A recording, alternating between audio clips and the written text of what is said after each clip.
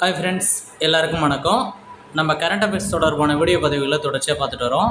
இந்த வாரத்துக்கான current affairs 21 நம்ம 28 வரைக்கும் பார்க்கக்கூடியதாக இருக்குது. ரொம்ப முக்கியமான சில நிகழ்வுகள்லாம் அதில் நடந்திருக்கு. அதெல்லாம் நம்ம தெளிவாக பார்த்துக்கலாம். வாங்க, நான் ஃபஸ்ட்டு 21 கரண்ட் அஃபேர்ஸ் பார்ப்போம். உலக காசநோய் தினம் எப்போ கொண்டாடுறாங்க அப்படின்னா மார்ச் 24 கொண்டாடுறாங்க. ஏன்னா வருஷத்துலேருந்து கொண்டாடப்படுகிறது அப்படின்னா 1996 உலக காசநோய் தினம் அனுசரிக்கக்கூடியதாக இருக்குது. நம்ம அடுத்த ஒரு 2 டேஸ்க்கு அப்புறம் என்ன பார்ப்போம்னா, இந்தியாவில் காசநோய்க்கான திட்டங்கள் என்னென்ன இருக்குது அப்படின்றத பின்னாடி பார்ப்போம். சரி, ஓகே. அடுத்து நம்ம பார்ப்போம். இப்போ பார்க்குறது யூனிட் 8க்கான ரொம்ப இம்பார்ட்டண்டான கரண்ட் அஃபேர்ஸுங்க. இப்போ கீழடியில் 11வது கட்ட அகழாய்வு பணியை தொடங்கிறதுக்கு மத்திய அரசு ஒப்புதல் கொடுத்துருக்காங்க. முதல்ல கீழடி எங்கே இருக்குது அப்படின்றத நம்ம தெரிஞ்சுக்கலாம். சரி, எங்கே இருக்குது பாருங்கள். சிவகங்கை மாவட்டம் திருபுவனம் அருகே எது இருக்குது? கீழடி அப்படின்ற பிளேஸ் இருக்குது. இந்த கீழடியில் நம்ம ஆல்ரெடி என்ன கண்டுபிடிச்சிருக்கோம் அப்படின்னு பார்த்தீங்கன்னா, 2600 ஆண்டுகளுக்கு முந்தைய நாகரிகம் கண்டுபிடிக்கப்பட்ட இடம் தான் என்னது? இந்த கீழடியாக இருக்கக்கூடியதாக இருக்குது.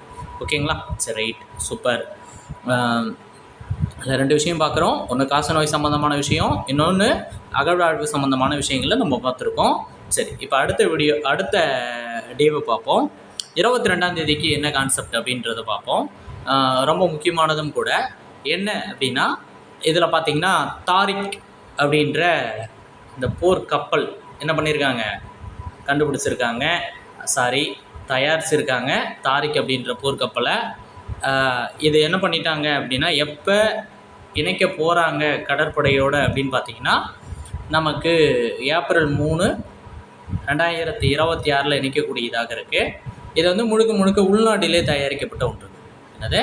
உள்நாட்டிலே தயாரிக்கப்பட்ட ஒன்று தான் இந்த தாரிக் கப்பல் அப்படின்றது. இது என்ன ரக போர்க்கப்பல் அப்படின்னா ஸ்டெல்லத் ரக போர்க்கப்பல் அப்படின்னு சொல்லிட்டு சொல்லக்கூடியது. ஓகேங்களா? சரி, ரைட். அடுத்து உடல் பருமன் பாதிப்பு. இந்தியாவில் இருக்கக்கூடிய ரொம்ப இம்பேக்டனாக இருக்கக்கூடிய ஒரு பிரச்சனை. இதில் பாருங்கள், மெயினாக இந்தியாவில் 5லேருந்து 19 வயசில் இருக்கக்கூடிய குழந்தைகள் கிட்டத்தட்ட 4.1 கோடி பேர். எவ்வளோ? 4.1 கோடி பேர் இதில் என்னவாயிருக்காங்க? உடல் பருமனில் இருக்காங்க அப்படின்னு சொல்கிறாங்க. இதை யார் வெளியிடுறாங்க அப்படின்னா, உலக உடல் பருமன் அட்லஸ் 2026 வெளியிடப்பட்டது. அதில் ஃபஸ்ட்டு கண்ட்ரி யார் அப்படின்னு பார்த்தீங்கன்னா சைனா, செகண்ட் யார் அமெரிக்கா, இந்தியா 3rd பிளேஸில் இருக்குது. அப்போ உடல் பருமன் அதிகமாக இருக்கக்கூடிய கண்ட்ரியில் இந்தியா 3வது இடத்துல இருக்கக்கூடியதாக இருக்குது. ஓகேங்களா? சரி, ரைட்டு. இப்போ நம்ம அடுத்து பார்க்கலாங்களா? சரி, சொல் புதிது. நம்ம டிஎன்பிசி குரூப் 4 குரூப் 2க்கு படிக்கிறவங்களுக்கு ரொம்ப முக்கியமான ஒரு கான்செப்டு இந்த சொல் புதிது அப்படின்ற இந்த திட்டம். ஏன் சார் இது ரொம்ப முக்கியம் அப்படின்னு கேட்டிங்கன்னா, தமிழ் வளர்ச்சி கழகம் ஆங்கில சொல்லுக்கு நேரான தமிழ் சொற்களை வெளியிட்டிருக்காங்க. நம்ம இப்போ புறநானூறு அப்படின்னு சொல்லிட்டு ஆன்லைன் கிளாஸ் நம்ம ஸ்டார்ட் பண்ண போகிறோம் வேல் அகாடமி சேனலில். இதில் நம்ம இந்த கிளாஸ் எல்லாத்தையுமே இன்க்ளூடட் பண்ணியிருக்கோம். நீங்கள் நம்மளுடைய வேல் அகாடமி சேனலை பாருங்கள், அதில் உங்களுக்கு டேட்டாஸ் எல்லாத்தையுமே கொடுத்துருப்போம். சரி, ஓகே. இப்போ சொல் புதிது அப்படின்ற திட்டம் தமிழ் வளர்ச்சி கழகத்தினால் வெளியிடக்கூடியது. இது என்ன பண்ணுறாங்க அப்படின்னா, ஆங்கில சொல்லுக்கு இணையான 30 தமிழ் சொற்களை ரீசெண்டாக வெளியிட்டிருக்காங்க. ஒரு 11வது கட்டத்தோட ஒரு 30 சொல், இது மாதிரி ஒரு 10 இதுவும் நடந்திருக்கு. கிட்டத்தட்ட ஒரு 330 சொல்ல அவங்க கொடுத்துருக்காங்க. நம்ம இதையும் தெரிஞ்சுக்கணும். சரி, ரைட்டு. நம்ம முன்னாடியே சொன்ன மாதிரி தான் காசநோய் திட்டங்களை நம்ம பின்னாடி பார்க்கலான்னு சொன்னோங்களா? சரி, அது மாதிரி பார்ப்போம். தேசிய காசநோய் திட்டம் எப்போ தொடங்கப்பட்டது அப்படின்னா 1962 தொடங்கப்பட்டது. காச நோயாளிகளை ஆரம்ப நிலையில் கண்டறிந்து அவங்களுக்கு என்ன பண்ணணும்? சிகிச்சை கொடுப்பது தான் இதனுடைய நோக்கமாக இருந்துச்சு. அப்போ தேசிய காசநோய் திட்டம் எப்போ அப்படின்னா 1962. என்ன இதில் நோக்கம் அப்படின்னா, காச நோயாளிகளை ஆரம்ப நிலையிலே என்ன பண்ணணும்? கண்டறிந்து அவங்களுக்கு சிகிச்சையை தரணும் அப்படின்றதான் இதோட இது. அடுத்ததாக பாருங்கள், முக்கியமாக ஒரு ஸ்கீமாக இருக்குது. என்ன அப்படின்றத பார்ப்போம். தேசிய காசநோய் கட்டுப்பாட்டு திட்டம் அப்படின்ற ஒரு திட்டம் இருக்குங்க. தேசிய காசநோய் கட்டுப்பாட்டு திட்டம் என்ன வருஷம் பாருங்கள்? 1997. இதில் என்ன சொல்கிறாங்க அப்படின்னா, காச நோயாளிகளை காசநோய் பணியாளர்களின் நேரடி பார்வையில் மாத்திரையை உட்கொள்ளச் செய்தல்.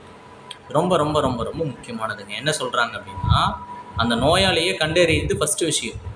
இப்போ என்ன சொல்கிறாங்க, அந்த நோயாளியை அந்த பணியாளர்கள் முன்னாடி அந்த டேப்லெட்டை எடுத்துக்கணும் அப்படின்றது தான் இந்த திட்டத்தை கொண்டு வந்திருக்காங்க. இப்போ இதை அப்டேட் பண்ணி தான் என்ன பண்ணியிருக்காங்க அப்படின்னா, காசநோய் ஒழிப்பு திட்டம் அப்படின்றத மத்திய அரசு 2020 கொண்டு வந்திருக்காங்க. இதில் சம் டேட்டாஸ் நம்ம கொடுத்துருக்காங்க. என்ன அப்படின்னு பாருங்கள்.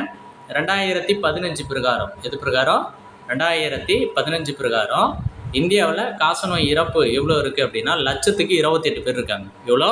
1,28,000 பேர் இருக்காங்க அப்படின்னு சொல்லியிருக்காங்க. அடுத்ததாக பாருங்கள், 2024 பிரகாரம் அந்த 28 என்னவா மாறுதுன்றதை பார்ப்போம். என்னவா மாறுது? 21 மாறுதுங்க. 1,00,000க்கு 21 பேர் தான் இருக்கக்கூடியதாக இருக்குது. இந்தியா என்ன பண்ணுறாங்க? அதை குறைச்சிக்கிட்டே வராங்க. அடுத்து முக்கியமான ஒரு ஸ்கீம் என்ன அப்படின்னா,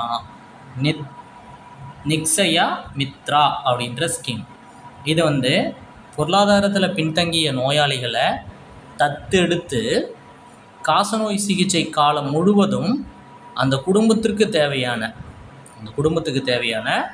மளிகை பொருள், அடுத்து பாருங்கள் ஊட்டச்சத்து பொருட்களை தராங்க. அடுத்து பாருங்கள் மளிகை பொருள் தராங்க, ஊட்டச்சத்து பொருட்களை என்னவா தராங்க? இலவசமாக தராங்க. அது மட்டும் இல்லாமல் மாதம் வங்கி கணக்கில் 1000 ரூபாய் வரவு வைக்கக்கூடியதாகவும் இருக்குது. ரொம்ப முக்கியமான ஒரு விஷயமும் கூட. இப்போ அடுத்த நாள் கரண்ட் அஃபேர்ஸை பார்ப்போம். 24ஆம் தேதி என்ன அப்படின்னா, முக்கியமான ஒரு விளையாட்டு போட்டி இந்தியாவில் நடக்குதுங்க. இப்போ இது மாதிரியான விஷயங்கள்லாம் நம்ம தெரிஞ்சுக்கணும். தேசிய இண்டோர் தடகள சாம்பியன்ஷிப் இது எப்போ தொடங்கியிருக்கு அப்படின்றத பாருங்கள். மார்ச் 24, 2026 எந்த மாநிலம் அப்படின்னா ஒடிசா மாநிலம். என்ன பகுதி அப்படின்னா புவனேஸ்வர். மெயின் ஹைலைட்டே தாங்க, தேசிய இண்டோர் தடகள சாம்பியன்ஷிப் இந்தியாவில் முறையாக நடக்கக்கூடிய ஒன்றாக இருக்குது அப்படின்றத நம்ம தெரிஞ்சுக்கணும். அடுத்ததாக பாருங்கள், 25ஆம் தேதி ரொம்ப முக்கியமான ஒரு பாதுகாப்பு மசோதா. என்ன அப்படின்னா, 3ஆம் பாலினத்திற்கான உரிமைகள் பாதுகாப்பு சட்ட திருத்தம் 2026 கொண்டு வந்திருக்காங்க. இது முதல்ல கொண்டு வரப்பட்ட இந்த சட்டம் எப்போ அப்படின்னா 2019. இதில் 3ஆம் பாலினத்தவர்னா யாருன்னு சொல்லிட்டு அந்த துல்லியமான கவுண்டை சொல்லக்கூடியது, அதாவது வரையறையை சொல்கிறதுக்காக கொண்டு வந்திருக்காங்க. அடுத்து பாருங்கள், இந்த மசோதா நிறைவேற்றதன் மூலிமா தனி மருத்துவ வாரியம் அமைக்கப்படுது. அதேமாரி திருநங்கைகளுக்கான அடையாள அட்டையை மாவட்ட ஆட்சியர் சார்பில் வழங்கக்கூடியதாக இருக்குது அப்படின்றதையும் சொல்லியிருக்காங்க. அடுத்து ரொம்ப முக்கியம், திருநம்பிகள் அப்படின்றதான் அந்த துல்லிய வரையறையாக இருக்கக்கூடியதாக இருக்குது. 3ஆம் பாலினத்திற்கு அதிகமான பாதுகாப்பு தரக்கூடிய நோக்கத்திற்காக இதை கொண்டு வந்திருக்காங்க. இதில் நம்ம 2 விஷயம் தெரிஞ்சுக்கணும். மக்களவையில் எப்போ நிறைவேற்றப்பட்டது, மாநிலங்களவையில் எப்போ நிறைவேற்றப்பட்டது அப்படின்ற டேட்டா நமக்கு ரொம்ப முக்கியம். மக்களவையில் எப்போ நிறைவேற்றுறாங்க அப்படின்னா மார்ச் 24, 2026 நிறைவேற்றுறாங்க. மாநிலங்களவையில் அதுக்கு அடுத்த நாளாக இருக்கக்கூடிய அடுத்த நாள் மார்ச் 25, 2026 நிறைவேற்றக்கூடியதாக இருக்குது. இது ரொம்ப ரொம்ப முக்கியமானதுங்க. இதை நோட்டில் மார்க் பண்ணி வச்சுக்கோங்க. உங்களுக்கான ஒரு ரொம்ப முக்கியமான ஒரு கேள்வி நம்ம பார்த்துருப்போம். இந்த மார்ச் 24 இந்த வீடியோ பதிவிலே பார்த்துருப்போம். மார்ச் 24 என்ன தினம், அதனுடைய இந்த வருஷத்துக்கான கருப்பொருள் என்ன அப்படின்றத கீழே கமெண்ட் செக்ஷனில் மறக்காமல் கமெண்ட் பண்ணுங்கள். சரி, ஓகே. அடுத்து 26 டேட்டுக்கான கரண்ட் அஃபேர்ஸை பார்ப்போம். இதில் என்ன சொல்லியிருக்காங்கன்னா, எல்பிஜி கட்டணம் ஹோட்டலில் விதிக்கக்கூடாது. ஏன்னா இப்போ நீங்கள் பார்த்துருப்பீங்க, சிலிண்டர் தட்டுப்பாட்டுனால எல்லாமே எல்பிஜி சம்மந்தமான கட்டணங்களை விதிக்கணும்னு சொல்கிறாங்க. நுகர்வோர் பாதுகாப்பு சட்டம் 2019 பிரிவு 2ல் 47 கீழ் அது நியாயமற்ற வர்த்தகம் அப்படின்னு சொல்கிறாங்க. அது மாதிரி யாராவது உங்களுடைய ஹோட்டல் பில்லில் எல்பிஜின்னு போட்டு வசூலிச்சாங்க அப்படின்னா நீங்கள் 1915க்கு கால் பண்ணி சொல்லலாம். அப்படி இல்லைன்னா இந்த இணையதளத்தில்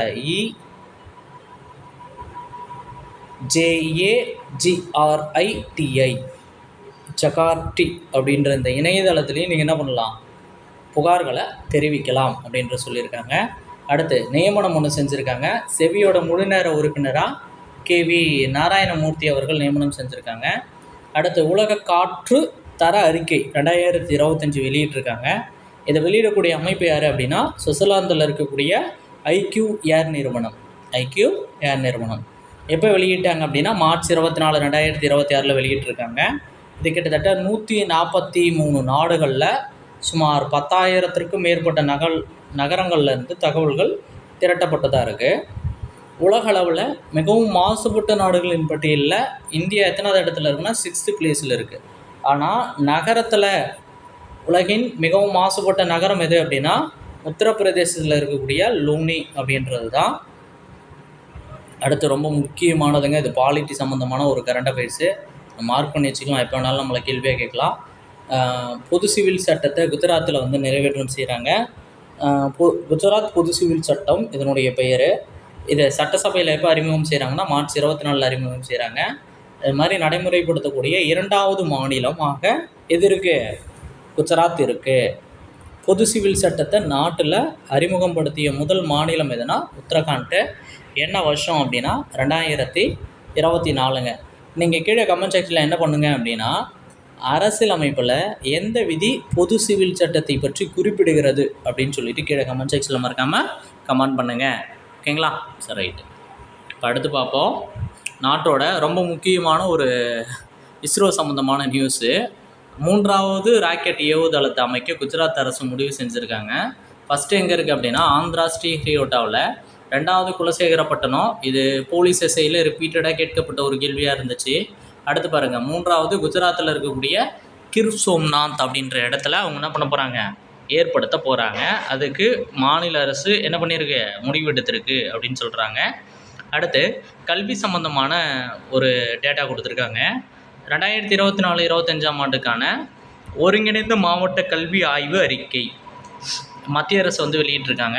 இதில் ஸ்மார்ட் வகுப்புகள், திறன்மிகு வகுப்புகள் தமிழ்நாட்டில் எத்தனை சதவீதம் இருக்குது அப்படின்னா 82.5% இருக்கான். இதுதான் இந்தியாவிலேயே அதிகமான ஸ்மார்ட் வகுப்புகளை கொண்ட மாநிலமாக இருக்குது. அதற்கு அடுத்து குஜராத்தில் 57.1% இருக்கக்கூடியதாக இருக்குது. அடுத்து G7 மாநாடு. இது டிஎன்பிசிக்கு ரொம்ப பிடிச்ச மாநாடு. இதிலேருந்து கேள்வி வரும். அதனால் நம்ம என்ன பண்ணிடணும்? தெளிவாக ஞாபகம் வைத்துக்கொள்ள வேண்டும். சரிங்களா? சரி, என்ன அப்படின்னா இந்த G7 மாநாடு எங்கே நடைபெறுகிறது அப்படின்னா ஃப்ரான்ஸில் நடைபெறக்கூடியதாக இருக்குது. எப்போ நடைபெறுகிறது அப்படின்னா ஜூன் 15லேருந்து 17 நடைபெறக்கூடியதாக இருக்குது. 52வது உச்சி மாநாடு. இது எத்தனாவது மாநாடு? 52வது உச்சி மாநாடு 2026 ஃப்ரான்ஸில். அதுக்கு முந்தைய மாநாடுகளையும் நம்ம எப்பவுமே தெரிஞ்சுப்போம். ஏன்னா நம்ம இப்போ படிப்போம், கேள்வி அவங்க என்ன பண்ணுறாங்கன்னா அதுக்கு முன்னாடி என்ன இருந்துச்சோ அதை பேஸ் பண்ணி கேட்பாங்க. அப்போ 50வது மாநாடு ரொம்பவே இம்பார்ட்டண்டானது தான். இத்தாலியில் 2024 நடக்குது. 51வது மாநாடு 2025 கனடாவில் நடக்குது. இப்போ நடக்கிறது 52வது மாநாடு 2026. நேபாளத்தோட இளம் வயது பிரதமராக பாலேந்திர ஷா அப்படின்ற ஒரு பதவி இருக்கிறதா சொல்லியிருக்காங்க. ரொம்ப இம்பார்ட்டண்டான ஒரு நியூஸும் கூட. ஆட்சி மாற்றம் அங்கே நிகழ்ந்திருக்கு. அடுத்து நாரி சக்தி வந்தன் மசோதா 2023 கொண்டு வந்தாங்க. இந்த மசோதா எத்தனையாவது சட்டத்திருத்தத்தின் மூலம் கொண்டு வரப்பட்டதுன்னா 106வது சட்டத்திருத்தம். இதோட நோக்கம் என்ன? அப்படின்னா மக்களவையிலையும் மாநில சட்டப்பேரவையிலையும் பெண்களுக்கு 33% இடஒதுக்கீடு கொடுக்கணும் அப்படின்றதா இதனுடைய நோக்கமாக இருக்கக்கூடியதாக இருக்குது. இதை எப்போ தர்றதா சொல்லியிருக்காங்க அப்படின்னா 2026 மக்கள் தொகை கணக்கெடுப்பு அடிப்படையில் தொகுதியை மறுசீரமைப்பு நடத்தியதுக்கு பிறகு மகளிருக்கு இடஒதுக்கீடு கொடுக்கலாம்னு சொல்லிட்டு இந்த 106வது சட்டத்திருத்தம் இருக்குது பார்த்தீங்களா, மகளிருக்கானது, அதில் 5வது பிரிவில் சொல்லியிருக்காங்க அப்படின்றத சொல்லியிருக்காங்க. அடுத்து முதல் பெண்மணிகள் மாநாடு அமெரிக்காவில் இருக்கக்கூடிய அதிபர் வெள்ளை மாளிகையில் நடைபெற்றது. இதில் என்ன பண்ணுறாங்க அப்படின்றத நம்ம பார்ப்போம். என்ன அப்படின்னு பார்த்தீங்கன்னா அதிபரோட வெள்ளை மாளிகையில் நடைபெற்ற ஒன்று. வங்காளம் உட்பட 11 மொழிகளில் மனித ரோபோவை அறிமுகம் செய்கிறாங்க. அந்த ரோபோவோட பெயர் என்ன அப்படின்னா ஃபிகார் 3. என்னது? ஃபிகார் 3. நம்ம முன்னாடி பார்த்தோம் G7 மாநாடு எங்கே நடைபெறுதுன்னு பார்த்தோம். ஃப்ரான்ஸுன்னு பார்த்தோங்களா. இப்போ ஃப்ரான்ஸுன்னு பார்த்தோமா, இந்த ஃப்ரான்ஸு இதுக்கு என்ன பண்ண போகிறாங்க? இப்போ வெளியுறவுத்துறை அமைச்சர் மாநாட்டில் ஜெய்சங்கர் பங்கேற்றிருக்காரு. இப்போ முதல்ல நடக்கிறது வெளியுறவுத்துறை அமைச்சர் மாநாடு. அதுக்கப்புறமா தான் அந்த மாநாடு நடக்கக்கூடியதாக இருக்குது. Thank you to all.